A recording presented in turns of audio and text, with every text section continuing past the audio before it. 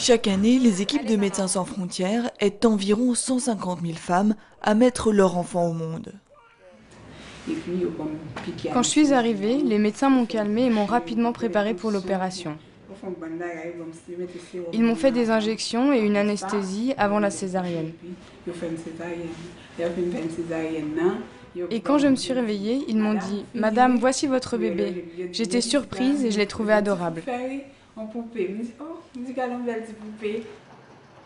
Que ce soit à Haïti après le séisme, auprès des déplacés, des réfugiés ou des populations isolées, les équipes de MSF sont souvent confrontées à une pénurie de soins obstétricaux d'urgence.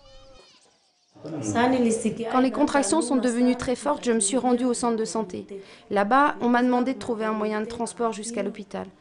Ma famille est allée chercher une moto, je suis montée dessus avec la sage-femme du centre de santé et nous sommes partis à l'hôpital. Ces deux mères sont rentrées chez elles avec leur enfant. Mais chaque jour, environ 1000 femmes meurent en accouchant ou des suites de complications liées à la grossesse, un drame qu'il est possible d'éviter, en particulier grâce à des soins de qualité.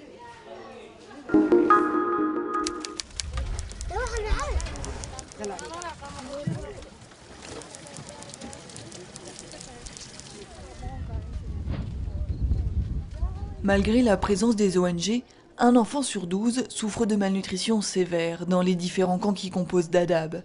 À Daga-Allé, Médecins sans frontières gère un hôpital de 300 lits et 4 centres de santé.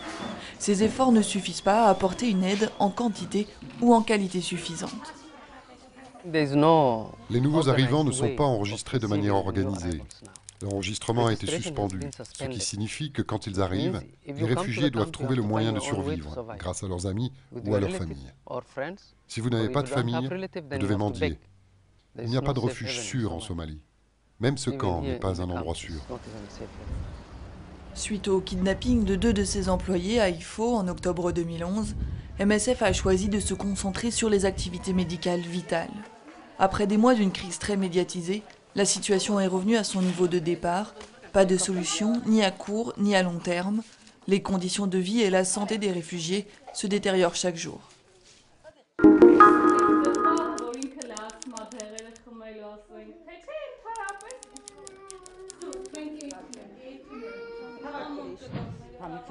MSF prend en charge les malades atteints de la tuberculose en Arménie depuis 2004. Ce jour-là, l'équipe rend visite à une famille dont le petit garçon, âgé de 2 ans, est soigné à domicile.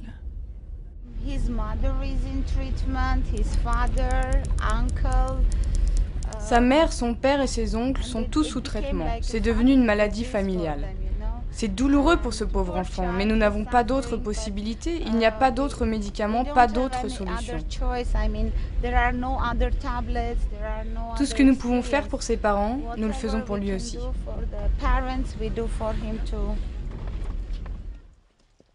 Relancer les bailleurs de fonds et la recherche, mobiliser l'opinion publique et lutter contre la stigmatisation, il reste encore beaucoup à faire pour améliorer la prise en charge des enfants comme celle des adultes. La journée mondiale de lutte contre la tuberculose, le 24 mars, est l'occasion de rappeler l'importance de ce combat.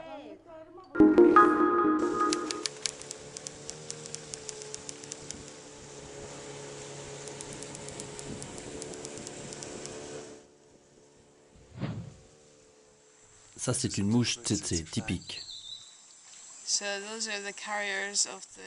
Ces mouches propagent le parasite, le trypanosome, en piquant les hommes.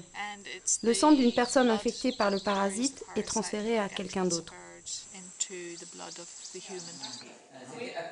Cette équipe parcourt les pays d'Afrique centrale les plus touchés par la maladie du sommeil, aussi appelée trypanosomiase humaine africaine. Son but est d'atteindre les villages reculés, proposer un dépistage aux populations et des traitements aux malades. Dans cette région, de nombreuses personnes venant de villages différents se rassemblent dans la ville de Loudima pour des activités commerciales. Ils transportent le parasite dans leur sang et ici, le long de la rivière, c'est typiquement l'endroit où il y a des mouches tsetse. Elles passent le parasite d'une personne à une autre et une région comme celle-ci est donc une région de transmission du parasite.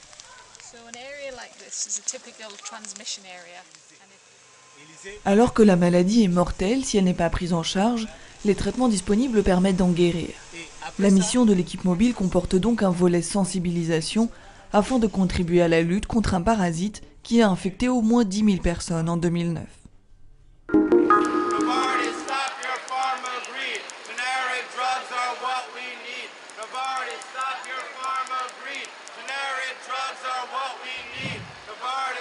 Protestation devant le siège de Novartis à New York, l'inquiétude grandit à quelques semaines du dernier acte d'une longue saga judiciaire. Fin mars, la Cour suprême indienne procédera à la dernière audition dans l'affaire qui oppose Novartis à l'État indien.